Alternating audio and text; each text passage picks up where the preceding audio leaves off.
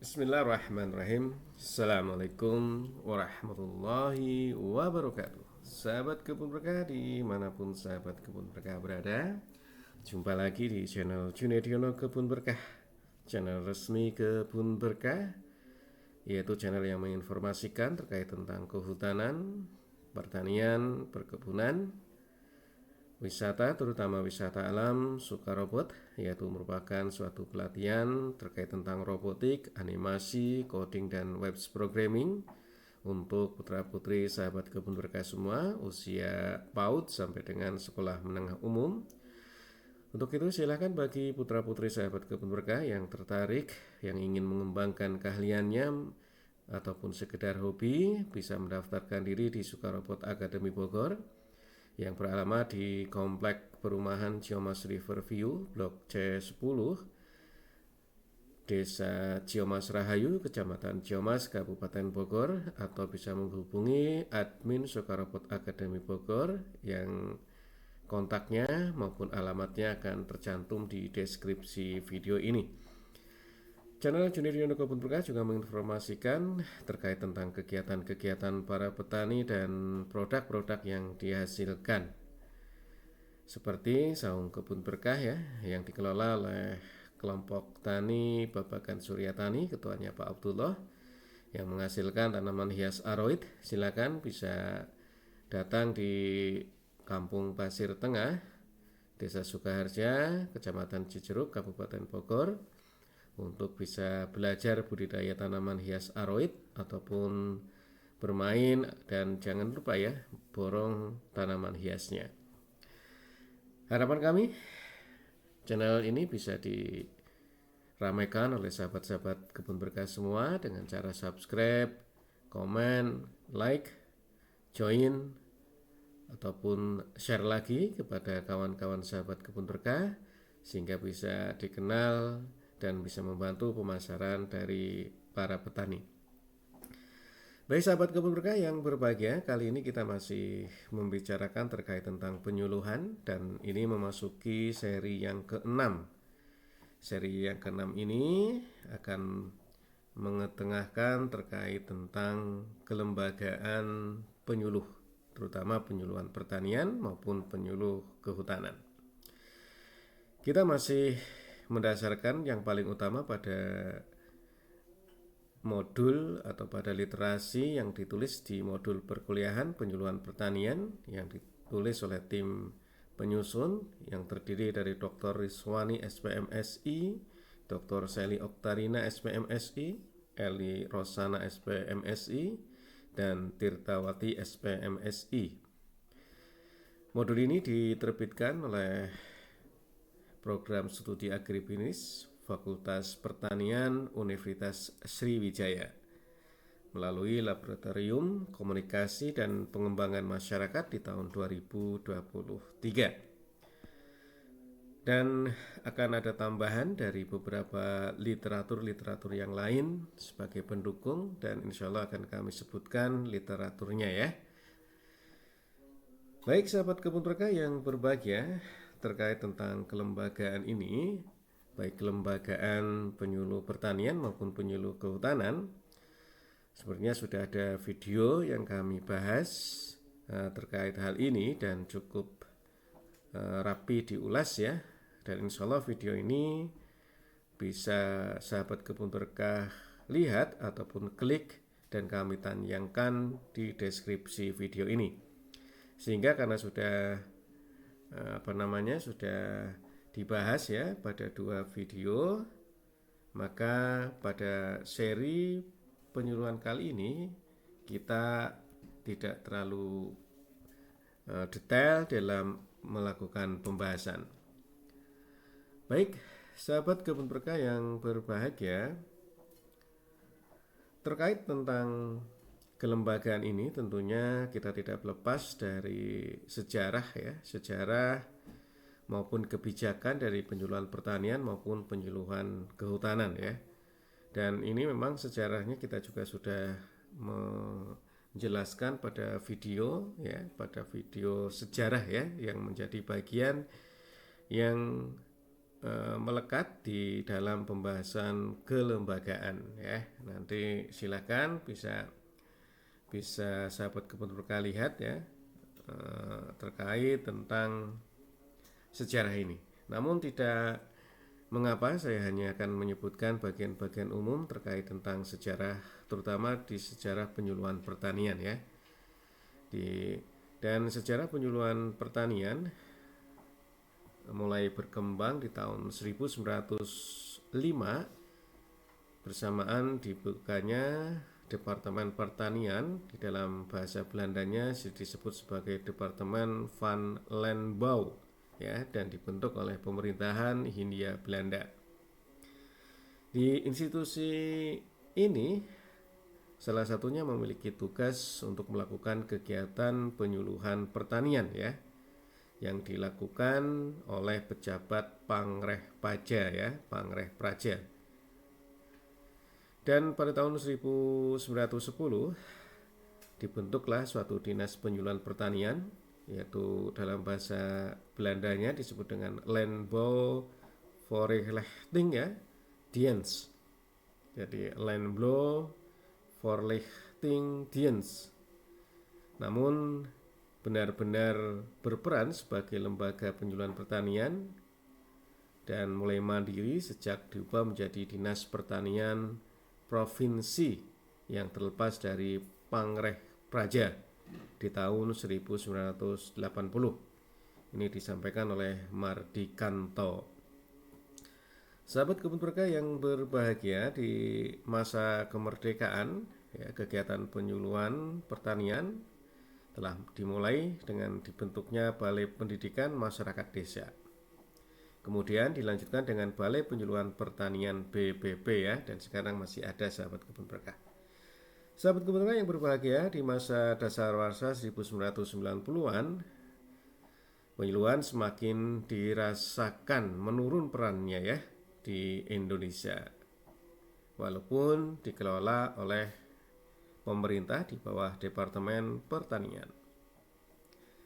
Hal ini terjadi selain adanya perubahan struktur organisasi penyuluhan, juga banyak pihak-pihak yang memang melakukan penyuluhan pertanian ya, seperti perguruan tinggi, adapun lembaga-lembaga swasta, ada juga lembaga swadaya masyarakat maupun institusi-institusi tertentu ya, yang melakukan kegiatan penyuluhan dan semakin beragam.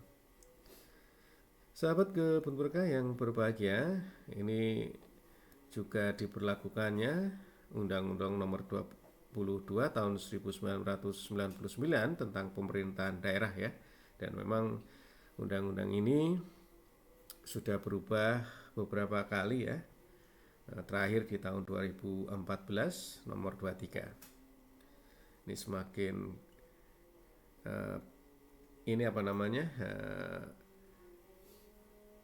kompleks ya di dalam kegiatan penyuluhan.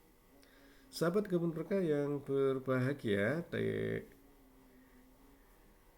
Sumarjo di tahun 1999 mengatakan bahwa penyuluhan merupakan suatu intervensi komunikasi yang diselenggarakan oleh suatu lembaga untuk menimbulkan atau indus perubahan kualitas perilaku secara sukarela, volunteer ya, volunteer change bagi kesejahteraan masyarakat ya. Jadi memang penyuluhan ya, efeknya ketika kita mempelajari teori SMRCE, maka memang penyuluhan ini memiliki efek atau dampak terkait tentang perubahan sikap secara sukarela ya, perubahan perilaku, perubahan behavior ya, kebiasaan. Sahabat kebun berkah yang berbahagia, dan Margono Slamet ya menyebutkan bahwa seorang penyuluh harus benar-benar menghayati dan berpegang pada falsafah penyuluhan ya.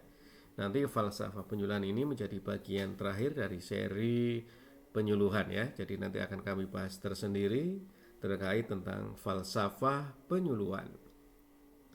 Sahabat kebun berkah yang berbahagia, terkait dengan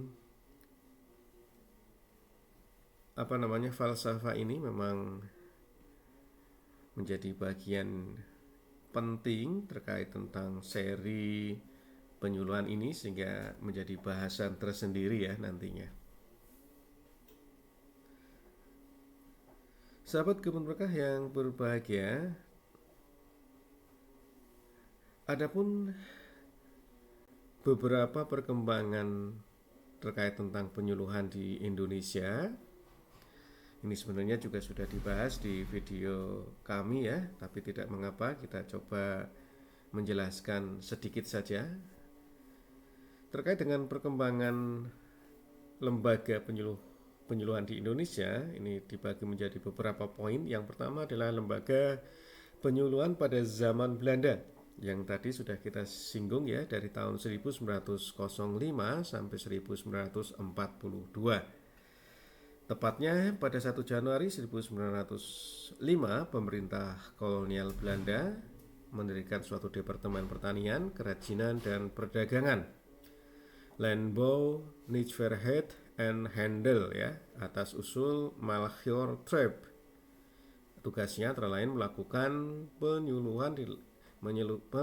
penyuluhan yang dilaksanakan oleh tadi Pangreh Praja atau PP ya, dan berdasarkan kegiatannya atas perintah pemerintah Hindia Belanda. Sahabat Kebun Berkah yang berbahagia, tahun 1908 diangkat 5 orang penasehat pertanian Landbouw Advisor dan beberapa pembantunya asisten Landbouw Advisor sebagai pegawai di Departemen Pertanian kala itu, dan diberbantukan kepada Pangreh Praja setempat, dan tugasnya adalah memberi nasihat terhadap penyelenggaraan pertanian dan penyelenggaraan pendidikan pertanian kepada petani. Inilah merupakan perintis pendidikan pertanian. Di tahun 1910 didirikanlah suatu dinas penyuluhan pertanian, Landbouw Voorlichtingsdienst atau LDV, di dalam Departemen Pertanian. Di daerah merupakan bagian dari Pangreh Praja. Petugas-petugas penasihat pertanian di tahun 1908 diganti sebutannya menjadi Landbouw Consulent dan Adjunct Landbouw Consulent. Mereka bisa berhubungan langsung dengan petani atas dasar pendidikan dan kesukarelaan. Pada tahun 1921, LDV Landbouw Voorlichtingsdienst dilepas dari Pangreh Praja dan dijadikan dinas daerah provinsi karena hasil nyata yang dicapainya. Sejak itu, petugas-petugas dinas penyuluh berdiri sendiri dan bertanggung jawab kepada Departemen Pertanian. Dan di samping itu masih tetap bertindak sebagai penasehat Pangreh Praja ya. Di tahun 1921 sampai dengan 1942, dinas penyuluhan terus berkembang sampai datang tentara Jepang. Penyuluh pribumi berasal dari lulusan Middelburg Landbouw School MLS ya, yang kedudukannya di Bogor, SPMA. Kultur School CS SPMP atau Sekolah Pertanian Menengah Pertanian Pertama, Sekolah Pertanian Menengah Pertama di Sukabumi dan Malang. Muncul sekolah-sekolah pertanian di tahun ini, sahabat Kebun Berkah. Yang keduanya adalah lembaga penyuluh pada zaman Jepang ya, di tahun 1942 sampai 1945. Penyuluhan pada masa pendudukan Jepang hampir dikatakan tidak ada, karena para petani dipaksa untuk mengusahakan atau memproduksi bahan makanan dan bahan strategis lainnya. Son Sidoing, Mantri Pertanian Kecamatan, dan Nogyo Kumiai, Koperasi Pertanian di setiap kecamatan, ditugaskan memperlancar usaha produksi dan mengumpulkan hasilnya bagi keperluan Angkatan Perang Jepang ya. Lalu yang ketiga adalah lembaga penyuluhan di zaman kemerdekaan tahun 1945 sampai 1995 ya. Ini dibagi menjadi beberapa periode. Periode pertama adalah periode liberal tahun 1945 sampai 1959 ya. Pada periode 1945 sampai 1950, perkembangan pertanian dimulai dengan rencana atau plan Casimo, yaitu rencana produksi pertanian 3 tahun, mulai tahun 1948 sampai 1950. Dan hal ini tidak bisa berjalan sepenuhnya karena revolusi fisik. Dan pada tahun 1950 sampai 1959, pemerintah memulai usaha pembangunan pertanian lebih sistematis. Rencana Casimo yang belum terlaksana sepenuhnya digabung dengan rencana Wicaksono menjadi rencana kesejahteraan istimewa RKI tahap ke-1 tahun 1950 sampai 1955. Dan pada tahap kedua 1955 sampai 1960 untuk menunjang terlaksananya rencana kesejahteraan istimewa tadi dilaksanakan beberapa hal. Pertama adalah perbanyakan benih unggul padi dan palawija dan menambah jumlah balai benih dan kebun bibit. Yang kedua adalah perbaikan dan perluasan pengairan perdesaan. Yang ketiga, peningkatan penggunaan pupuk untuk segala jenis tanaman, terutama pupuk fosfat dan nitrogen pada padi.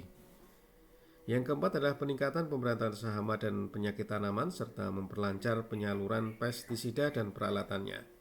Yang kelima, peningkatan pengendalian bahaya erosi. Ya, ini bahaya erosi sudah muncul di sini ya, di tahun 1955 sampai dengan 1960 ya. Yang keenam adalah peningkatan pendidikan masyarakat pedesaan dan mendirikan Balai Pendidikan Masyarakat Desa (BPMD) di tiap kecamatan. Yang kedua adalah pada periode terpimpin tahun 1959 sampai 1063 ya. Sahabat Kebun Berkah yang berbahagia, sejak mulai periode terpimpin ataupun demokrasi terpimpin dan ekonomi terpimpin, penyuluhan mengalami banyak perubahan. Filsafat alon-alon asal ketlakon menjadi segalanya harus cepat dan tepat. Kegiatan-kegiatan berdasarkan menggerakkan massa, pendekatan dan metode penyuluhan harus sesuai. Kampanye besar-besaran menggantikan pendekatan perorangan. Sistem tetesan minyak diganti dengan tumpahan air sehingga semua orang kebagian cipratannya. Kesemuanya di bawah pimpinan tertentu sesuai dengan prinsip ekonomi terpimpin. Rencana Kesejahteraan Istimewa atau RKI diganti dengan pola pembangunan nasional semesta berencana PNSB tahap 1 ya, yang meluas dan menyeluruh ya. Pelaksananya tidak bisa rutin tapi merupakan gerakan yang dinamis, gerakan intensifikasi produksi pada swasembada beras, berlangsung dari tingkat nasional sampai ke desa ya, sahabat Kebun Berkah, dengan pimpinan Komando Operasi Gerakan Makmur KOGM di setiap tingkat operasi. Dan tahun 70 ya, 1970 KOGM meluas menjadi Gerakan Swasembada Bahan Makanan SSBM, tetapi tidak berhasil mencapai tujuannya. Sahabat Kebun Berkah yang berbahagia, dan tahap atau periode yang ketiga adalah periode konsolidasi dari tahun 1963 sampai 1974. Di akhir masa terpimpin gerakan SSBM ya, gerakan swasembada bahan makanan gagal ya, timbul gagasan mengembalikan penyuluhan kepada azas-azas semula seperti kesukarelaan, otoaktivitas, demokrasi dan sebagainya. Berbagai usaha telah dilakukan oleh Departemen Pertanian dengan berbagai pihak seperti penyuluhan dijalankan oleh Jawatan Pertanian Rakyat, Direktorat Pertanian Rakyat, Fakultas Pertanian, organisasi massa tani, tokoh pertanian, supaya memprogresifkan pendekatan dan membangun organisasi penyuluhan di Indonesia ya. Dan seiring usaha penyempurnaan penyuluhan, Fakultas Pertanian UI yang sekarang menjadi Institut Pertanian Bogor bekerjasama dengan Lembaga Koordinasi Pengabdian Masyarakat Departemen Pendidikan Tinggi Ilmu Pengetahuan mengadakan pilot project penyuluhan yang efektif guna meningkatkan produksi padi di tahun 63 dan 64 ya, dengan penerapan panca usaha lengkap di Kabupaten Karawang ya. Dan Action Research dipimpin oleh Dr. Insinyur Gunawan Satari dengan asisten Insinyur Ahmad Afandi, Insinyur Jatianto, dan Insinyur Sukmana. Dan petani ini dibimbing secara intensif. Demonstrasi massal DEMAS dilanjutkan pada tahun 64, 65 dan diperluas lagi menjadi di tahun 65, 66. Dan proyek ini diubah menjadi bimbingan massal BIMAS, baik BIMAS SSBM maupun AABM ya. Dan akhirnya menjadi sistem BIMAS ya, dan mengalami perbaikan menjadi BIMAS Berdikari, BIMAS biasa, BIMAS baru, BIMAS gotong royong, dan BIMAS yang disempurnakan ya. BIMAS tadi dimaksudkan untuk mengembangkan program-program intensifikasi massal atau INMAS. Petani yang telah menjalani BIMAS atau atas bantuan kredit dari pemerintah pada akhirnya akan mampu berdiri sendiri. Dan sistem BIMAS dan INMAS didasarkan pada usaha pembinaan petani dengan pendekatan kelompok tani oleh penyuluh lapangan yang berijazah SPMA dibantu oleh penyuluh sukarela berasal dari kalangan petani. Usaha untuk peningkatan produksi yang menyeluruh dan meluas ini memerlukan metode massal seperti radio, pameran, penerbitan, dan sebagainya. Dan pada periode ini terjadi perubahan kemasyarakatan dan politik. Pola dan cara penyuluhan dalam menyongsong era pembangunan Orde Baru pembangunan 5 tahun atau Pelita 1 ya. Sahabat Kebun Berkah yang berbahagia, pada Pelita 1 penyuluhan harus nyata menunjang pembangunan pertanian berprioritas tinggi mencapai swasembada beras ya. Dan dalam periode konsolidasi, dasar-dasar metode kelompok tani dan fondasi penanaman kontak tani mulai diletakkan. Sebagai klimaknya, tahun 71 diselenggarakan Pekan Nasional pertama di Cihea, Jawa Barat atas inisiatif Oyon Tahyan KTNA Jawa Barat, dan Penas kedua di 73 di Jember, Jawa Timur memantapkan penyelenggaraan penyuluhan pertanian dan merekrut 2001 orang petugas penyuluh lapangan dan 113 orang PPS pada tahun 71. Sahabat Kebun Berkah yang berbahagia, untuk periode yang keempat adalah periode pemantapan 1 di tahun 74 sampai dengan 83. Munculnya keputusan Presiden nomor 44 dan 45 di tahun 74, yaitu untuk membentuk Badan Pendidikan, Latihan dan Penyuluhan Pertanian yang berwenang mengatur pendidikan, latihan dan penyuluhan di tingkat nasional serta di daerah dilakukan oleh berbagai dinas yang ada sesuai dengan Undang-Undang Nomor 5 Tahun 74 tentang pokok-pokok pemerintahan daerah. Ini juga disusul dengan SK Menteri Pertanian Nomor 664 Tahun 75 dengan membentuk Forum Koordinasi Penyuluhan Pertanian di tingkat pusat, provinsi, kabupaten, dan Balai Penyuluhan Pertanian, serta peraturan ini merupakan landasan untuk menggalang kerjasama yang erat dalam penyuluhan. Di tahun 76 dilakukan suatu sistem kerja latihan dan kunjungan laku penyuluh. Sejak tahun 79 ditata menurut sistem penyuluhan pertanian lapangan PPL di tingkat unit desa dengan luasan kerja 600 sampai 1000 hektar sawah atau setaranya ya, dan dibina oleh penyuluh pertanian madya. Penyuluh pertanian madya berubah menjadi penyuluh pertanian urusan program PPUP penyuluh pertanian madya ataupun penyuluh pertanian urusan program berkedudukan di BPP. Ya, mulai ya. PPL dan PPM ataupun PPUP pada umumnya berasal dari Sekolah Pertanian Menengah Atas, baik di daerah ya maupun swasta ya ini ya. Unit-unit pelaksana teknis berupa SPMA, BLPP, dan BIP dikelola oleh Badan Pendidikan, Latihan, dan Penyuluhan Pertanian. Sejalan dengan pelaksanaan BIMAS nasional yang disempurnakan tahun 70, aparatur dan metode penyuluhan diperkuat sesuai kebutuhan.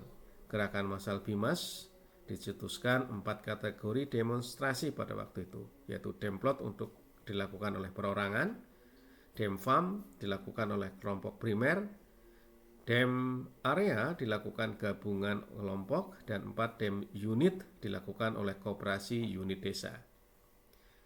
Itulah ya sahabat kebun berkah terkait tentang beberapa periode ya untuk pemantapan 1. Untuk pemantapan 2 di tahun 83-93 ya muncul Kepres nomor 2483 dengan membentuk Direktorat Penyuluhan pada semua Direktorat Jenderal Lingkup Pertanian dan Pusat Penyuluhan pada Badan Diklat Pendidikan, Latihan, dan Penyuluhan di Dinas tingkat 1 dan 2 atau cabang Dinas Pertanian dibentuk Subdinas dan Seksi Penyuluhan. Di tahun 93 penyuluh di tingkat jumlahnya menjadi 39.108 orang ya. Luar biasa ya zaman dulu ya. Dan tahun 87 dikembangkan pola suprainsus ya. Dan keberhasilan suprainsus terletak pada kerjasama antara kelompok tani dalam intensifikasi di 1 WKPP. Dan sesuai dengan perkembangan zaman, metode massal relatif kurang dan lebih banyak penerapannya menjadi metode kelompok dan perorangan. Di tahun 1986 ditetapkan jabatan fungsional penyuluh ya. Sejak itu dimulai penerapan sistem angka kredit. Luar biasa. 1986 ya, dan tahun 1990 dibuat suatu PENAS lagi ya, Pekan Nasional ya. Diselenggarakan 4 kali nih. PENAS periode 2, 4 di Lampung tahun 83, PENAS 6 di Sumatera Utara, PENAS 7 di Sulawesi Selatan, dan PENAS 8 di Magelang. Dan diklat-diklat juga disempurnakan ya untuk tahun-tahun ini. Sahabat kebun berkah yang berbahagia, lalu yang keenam adalah periode agribisnis dan agroindustri ya. Ini tahun 1993 sampai 1997 ya. Ini kebijakan Menteri Pertanian ya. Pada awal Kebangkitan Nasional 2 atau Pelita 2 memantapkan penyelenggaraan penyuluhan di Indonesia. Penyelenggaraan penyuluhan menghadapi berbagai tantangan saat itu berupa lingkungan sosial ekonomi nasional maupun global yang dinamis. Ya, jadi perubahan lagi di tahun 93. Sahabat kebun berkah yang berbagi, itulah beberapa periode-periode ya sejarah ya terkait tentang penyuluhan. Dan untuk tugas dan peranan kelembagaan penyuluhan ini juga sudah dibahas ya.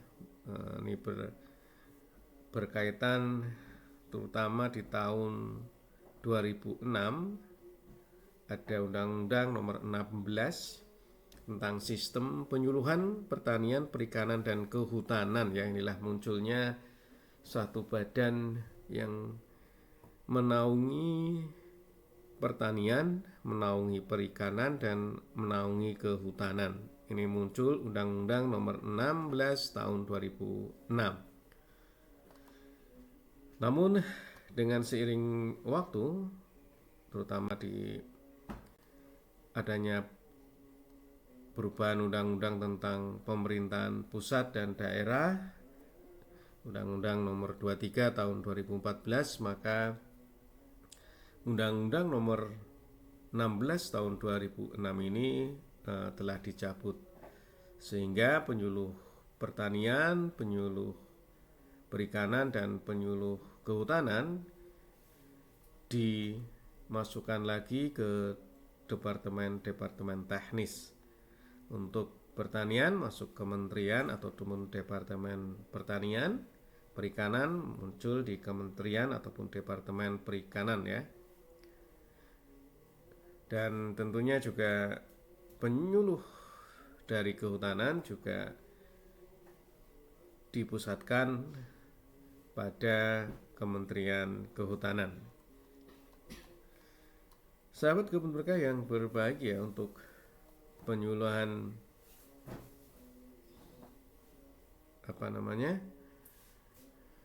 terkait tentang kembalinya masing-masing penyuluh tadi, tentunya juga disesuaikan dengan perkembangan yang ada ya, sahabat Kebun Berkah.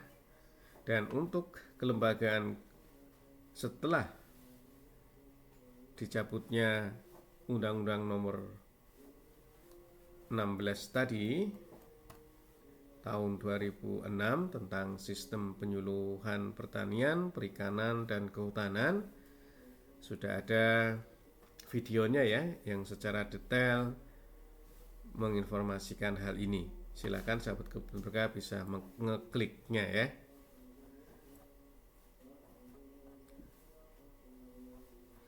Sahabat Kebun Berkah yang berbahagia, ini rootnya kelembagaan ini ya, setelah juga dikembalikan peranannya pada daerah ya, untuk kehutanan tentunya disampaikan atau didelegasikan ke dinas provinsi yang membidangi kehutanan. Sedangkan untuk pertanian bisa langsung ke kabupaten ya, yang mengurusi pertanian, sehingga perjalanannya berbeda-beda ya, sesuai dengan kemampuan daripada kementerian masing-masing.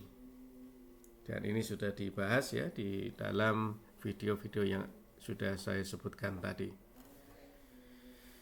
Khusus untuk penyuluhan kehutanan sendiri, di mana Kementerian Kehutanan memiliki unit pelaksana teknis sesuai dengan bidangnya. Ada bidang konservasi, UPT-nya ada Taman Nasional maupun Balai Konservasi Sumber Daya Alam BKSDA, baik yang berupa balai kecil maupun balai besar. Untuk bidang perhutanan sosial ada balai atau ada UPT, Balai Perhutanan Sosial ya. Ada juga di bidang pengelolaan daerah aliran sungai dan rehabilitasi hutan, ada UPT Balai Pengelolaan Daerah Aliran Sungai BPDAS maupun Balai Perbenihan Tanaman Hutan PTH. Ada juga yang bidang perhutanan lestari, pengelolaan hutan lestari, ada UPT yang juga melakukan ataupun menunjang dari tugas perhutanan pengelolaan hutan lestari, BP2HP kalau dulu ya, mungkin namanya sekarang sudah berubah. Sahabat Kebun Berkah, di UPT ini bisa jadi terdapat penyuluh kehutanan yang bertugas untuk melakukan penyuluhan sesuai dengan tugas dan fungsi dari UPT-nya atau eselon 1 yang menaunginya. Dan untuk di dinas, yaitu dinas provinsi yang membidangi kehutanan, juga terdapat penyuluh kehutanan. Dan koordinatornya memang dinas provinsi yang membidangi kehutanan. Dan lembaga-lembaga kelompoknya juga memang berbeda-beda penamaannya ya. Untuk di yang dikembangkan oleh Balai Penyuluh atau Pusat Penyuluhan Kehutanan. Itu ada namanya kelompok tani hutan, ada di UPT Taman Nasional ataupun di KSDA ada yang namanya kelompok kemitraan konservasi atau KK ya.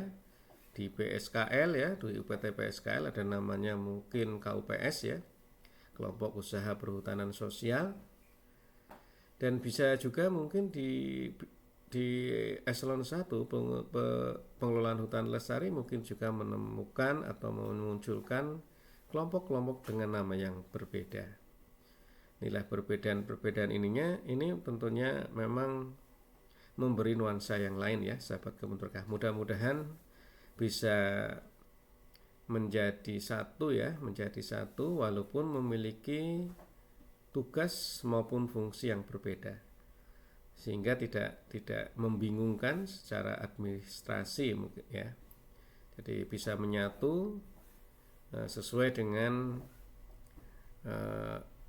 azas penyuluhan, dan sudah menerbitkan juga khususnya di pusat penyuluhan Permen nomor 89 ya. Mudah-mudahan bisa menyatulah, mudah-mudahan, sehingga nantinya kita bisa memunculkan nama yang satu ya, walaupun nama secara identik akan berbeda-beda, tapi namanya kelompok tani hutan misalkan, tapi yang berbeda adalah kelompok tani hutan A, kelompok tani hutan B, dan seterusnya.